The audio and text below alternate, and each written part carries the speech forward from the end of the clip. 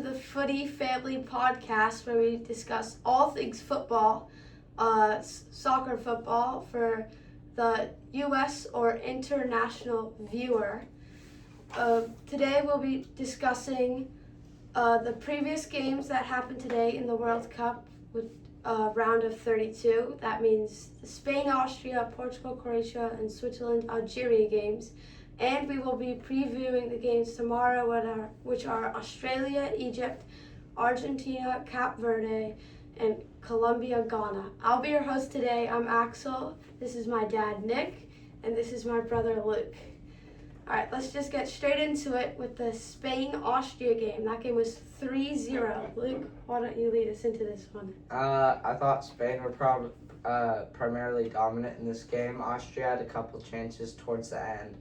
Arizabal scored twice with Cucurella assisting twice, and also Pedro Porro scoring. Yeah, there's not a lot to discuss here. Spain were heads and shoulders above Austria, statistically speaking, in pretty much every way. Ball possession, expected XG was basically 3 to 0.3, obviously in favor of Spain. They also had more total passes by almost twice as many, more accurate passes by twice as many, and so on and so forth throughout. Spain finally, I think, showed up to the tournament in the way that we expected when they play a team that comes to play football. Austria was, 24th ranked versus Spain, the second ranked FIFA seed. So this is what I think expected to see.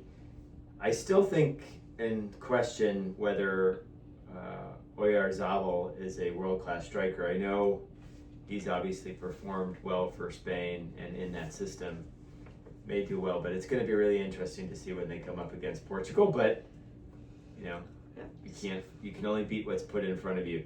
In terms of Austria, we got to see them live.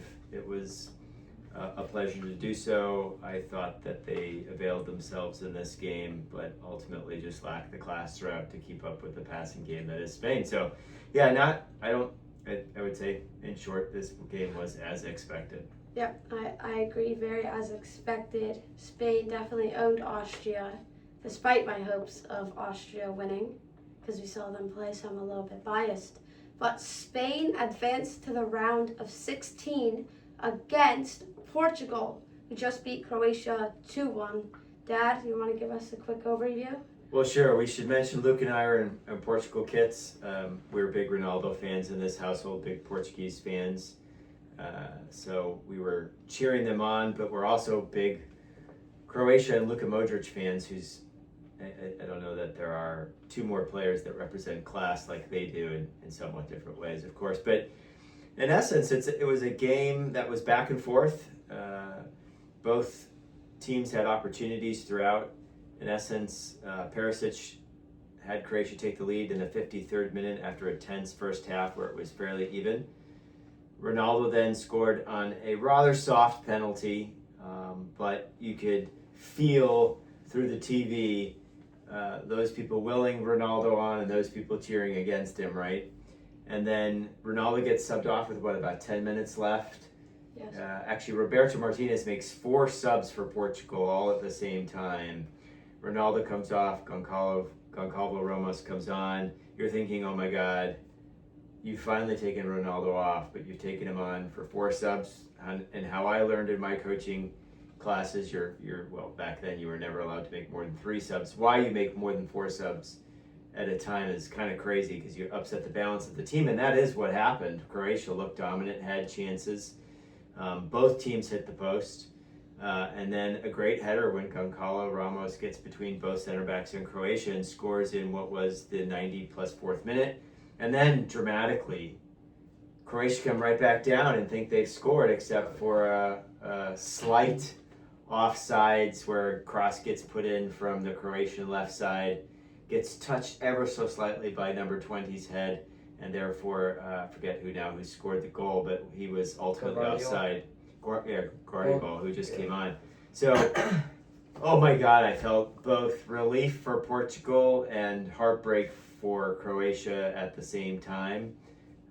But this game, just to run through the stats, Expected goals was in the favor of Portugal, 2.20 versus 1.34 for Croatia. Expected goals on target essentially also in favor of Portugal, 1.85 versus 1.51.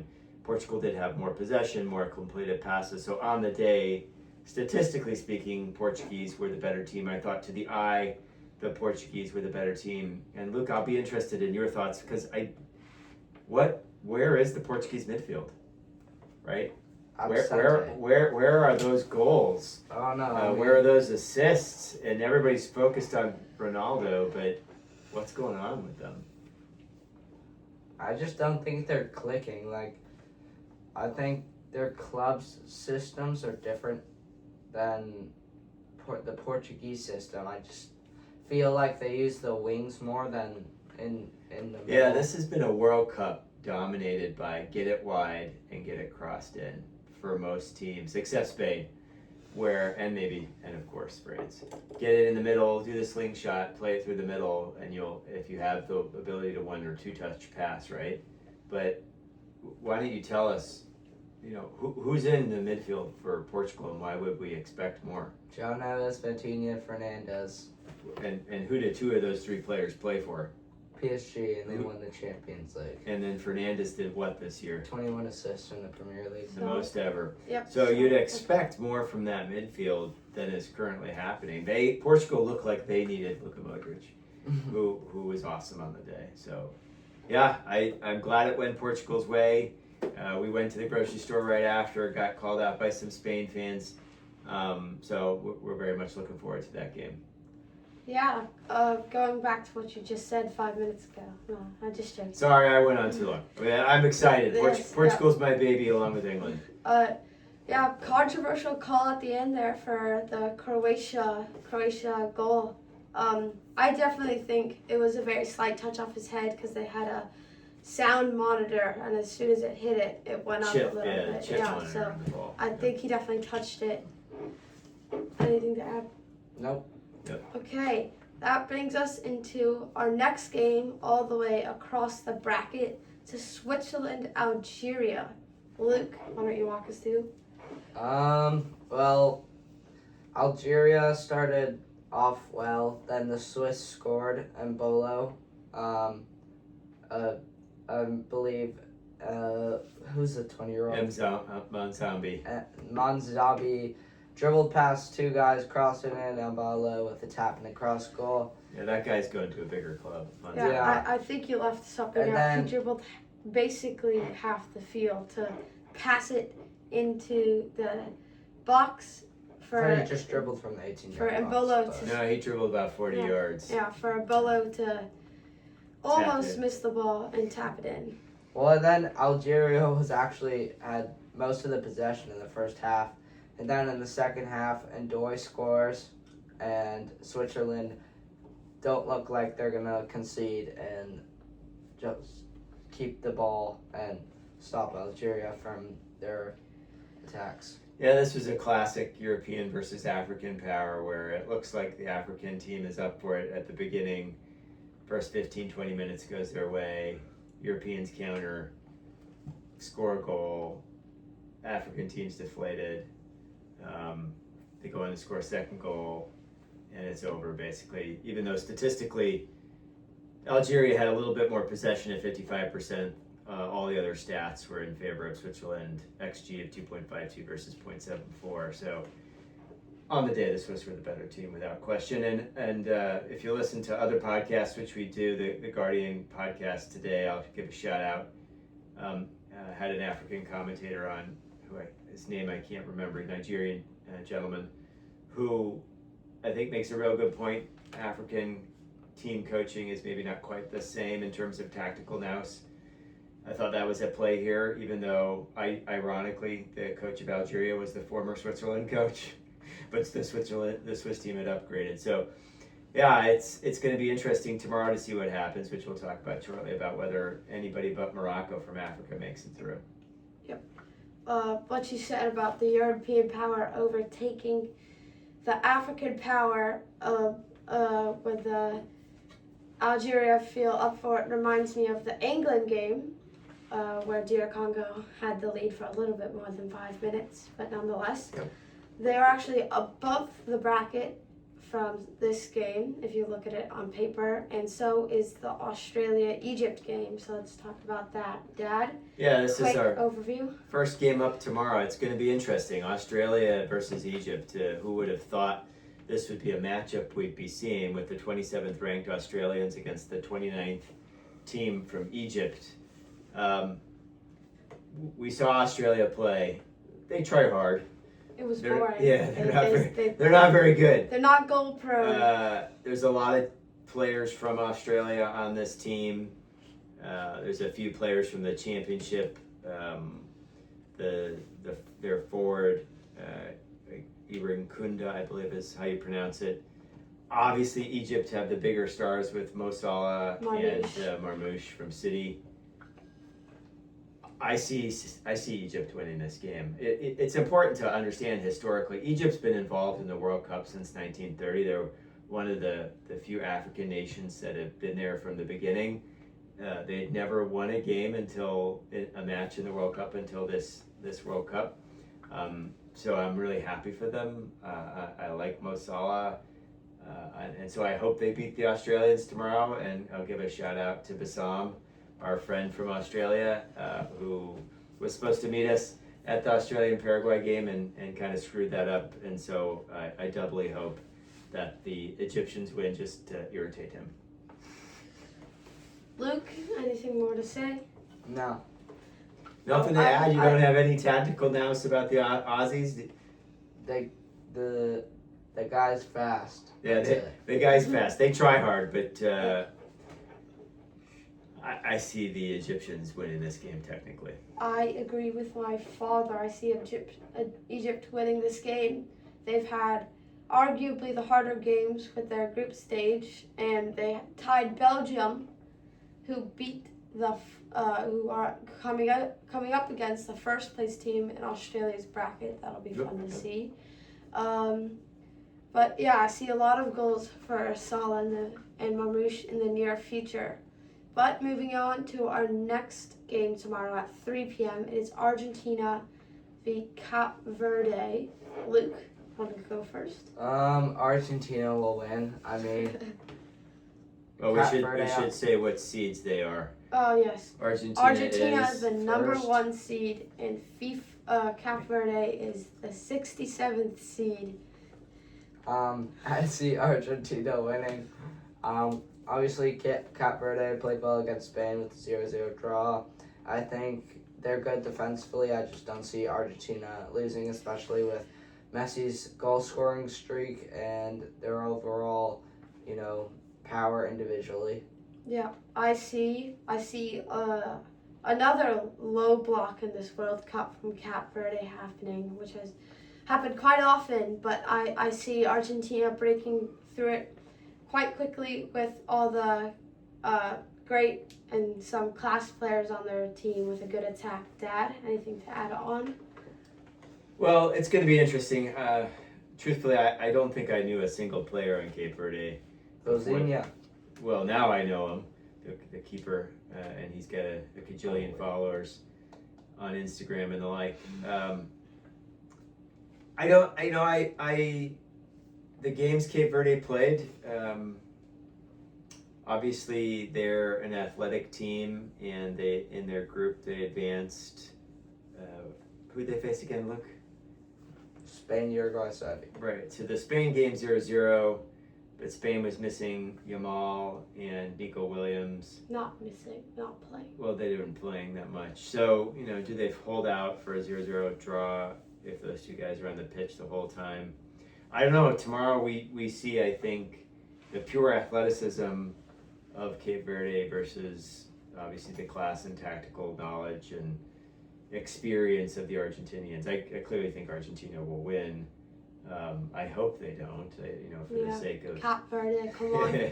for the sake of just changing it up. But people are going to want Argentina to remain in the tournament too. It'll be fun, but couldn't ask for an easier path. In is what we think anyway. But we'll see. If they gave Spain a run for their money, maybe they give Argentina a run for their money. but I don't see it happening. I see this ending 3-0 Argentina. I think as soon as Argentina scores, just like DR Congo against England, they'll kind of collapse. I Well, they'll have to score, and they're not used to. Yeah. Yeah, because again, Cape Verde previously drew Spain, and then what were their other two matches? Drew. But against who? Uruguay and Saudi. No, Uruguay not, and Saudi, right? Or no, they beat they Saudi. beat Saudi. Oh yeah. Yeah, so they drew Uruguay. No, they drew Uruguay and Saudi How did they make it through on 3 points I then? thought they. because they had 0 goal difference. That's true. Oh, okay, interesting. Well, good that we recapped that. How about that? Yeah, So it's all gonna- the more reason. A boring game for But Cape Verde. they drew against Uruguay, scoring 2 goals, right? Yes. Yeah. Okay. But Uruguay was weak the entire tournament. Okay. And then we have Well, yeah. Not ironically, but Argentina do have a very easy path to the finals, but not in their quarterfinal game if it goes how I suspect, which will be against the winner of tomorrow's game, the last game of tomorrow, Colombia-Ghana. I think this is the game of the day. I think Colombia will come to play, and I think that they will also win. I just think they're a better team right now. I know Ghana doesn't have bad players. They obviously tied England, have Semenyo, a City player. He's great. But what do you guys think? I think that Colombia will win. I think it will be an entertaining game, but Colombia's attack and Ghana's defense isn't very matched and equal. So I think it will be 3-1 Colombia. I see Ghana scoring, but otherwise Colombia will dominate the game. Well, see, I disagree with you. Look, I don't think this will be an entertaining game at all. I think Carlos Queiroz, the manager of Ghana, is an expert in suffer ball. And so I agree with Axel where this is going to be probably a very defensive low block attempt at limiting Colombia and maybe even playing for penalties. I don't see where the goals for Ghana come. I could be wrong. I hope I'm wrong. I hope the Ghanaians come to play, but I don't see them being able to keep up with Colombia's ability to do it. Colombia's got too much class and they're playing well as a team, but from Luis Diaz to Suarez up top to James.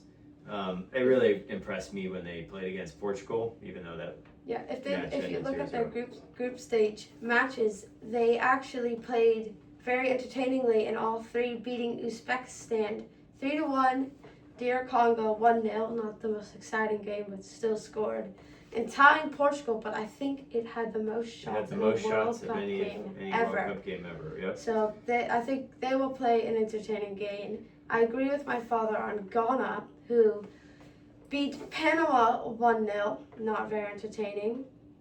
Tied England. We were not at that game, but very involved because if you've watched previous podcast, we love England based off my dad's roots. It's not entertaining at all, hard to watch, and then lost to Croatia. So I think Ghana will play a boring game, and Colombia will come to play and win. So. Yeah, I agree.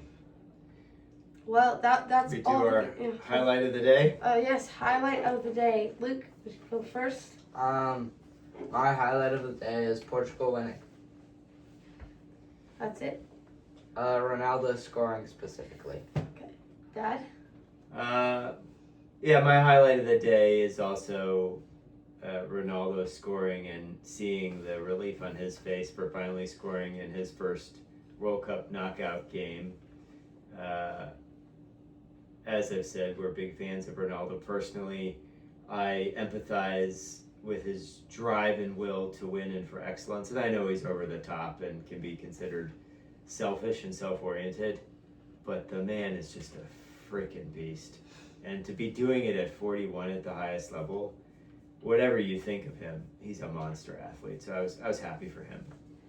Well, we all three agree on the moment of our day. Mine as well as Ronaldo's scoring, even though I think there should have been 2 penalties in that game. But Yeah. That's it for today. Tomorrow we will be reviewing the games tomorrow, and hopefully, as I think, all the games in the round of 16 briefly, and then another moment of the day. And we will end off always by saying you should always call it football.